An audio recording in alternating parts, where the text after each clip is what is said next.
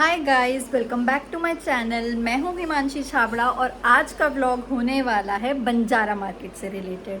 तो आज हम लोग जा रहे हैं बंजारा मार्केट। तो मुझे अपने ड्राइंग रूम के लिए कुछ चीज़ें देखनी है और थोड़ा मोड़ा और भी सामान लेना है।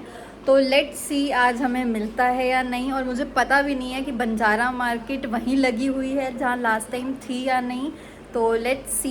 एंड मेन थिंग, अगर आपने मेरे चैनल को सब्सक्राइब नहीं किया है तो जाइए और सबसे पहले उसको सब्सक्राइब कीजिए। हम लोग गए थे वीकेंड पर भी इतना ज़्यादा ट्रैफिक था ना कि हमें बंजारा मार्केट तक पहुंचने में ही 1 घंटा लग गया था।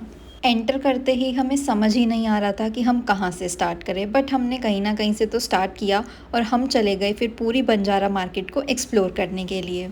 जिस टाइम हम लोग गए थे उस टाइम ये बंजारा मार्केट गौशाला रोड सेक्टर 58 घाटा के पास लगी हुई थी। हमने सोचा कि पहले क्यों ना पूरी मार्केट को एक्सप्लोर किया जाए और उसके बाद डिसाइड किया जाए कि हमें क्या लेना है, ताकि हमारे माइंड में कुछ ऑप्शंस रहे कि हाँ, हम इस जगह से ये पर्टिकुलर चीज़ ले सकते हैं। ऑलमोस्ट सभी शॉप्स पर एक जैसा ही सामान था, एक जैसी ही ऑलमोस्ट वेराइटी ही थी। वहाँ इतनी सारी चीज़ें थी ना, जैसे कि lamp, sofa set, furniture, wall hangings, artificial plants and बहुत सारी चीज़ें थी। इवन गिफ्टिंग ऑप्शंस भी बहुत थे और होम डेकोर की चीज़ें भी बहुत थी।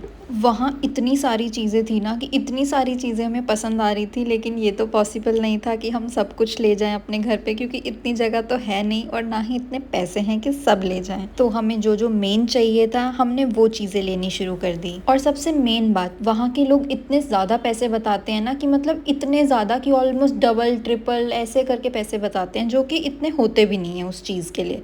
इसलिए वहाँ उन्हीं को जाना चाहिए जो बार्गेनिंग कर सकें। हम लोगों ने अपनी शॉपिंग 2 घंटे में कंप्लीट कर दी थी और फिर अपना सारा सामान हाथों में पकड़कर हम लोग निकल गए बंजारा मार्केट से। फिर हमने जल्दी से कैब बुक करी और घर आने के लिए निकल गए।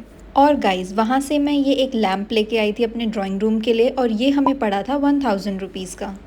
और ये कुछ बोल टाइप सा ये हमें मिला था 200 रुपीज़ का। और ये एक शो पीस टाइप का ये हमें मिला था 300 रुपीज़ का। और हमने एक मैट भी लिया था, ये हमें पड़ा था 100 रुपीज़ का। ये पूरा कपड़े का है, इसके बैक पे भी कपड़ा है और इसके फ्रंट पे भी बहुत ही सॉफ्ट सा कपड़ा है। और ऐसे कुछ छोटे से वास लेके आई थी मैं, ये अराउंड 30, 40, 50 ऐसे ही इनका प्राइस रेंज था। और ये थोड़ा सा बड़ा वास था तो ये मुझे 100 रुपीज़ का पड़ा।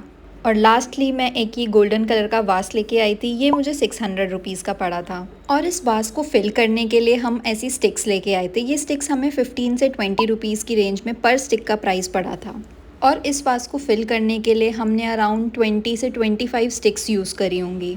ये देखो, इन स्टिक्स को मैं आपको एक बार पास से भी दिखा देती हूँ कि ये ऐसी होती हैं। ये पर स्टिक के हिसाब से ही वहाँ पे मिलती है। और वहाँ पे मुझे कुछ ऐसी छोटी सी स्टिक्स भी दिखी तो मैंने सोचा ले लेती हूँ, 10 रुपीज़ की ही है।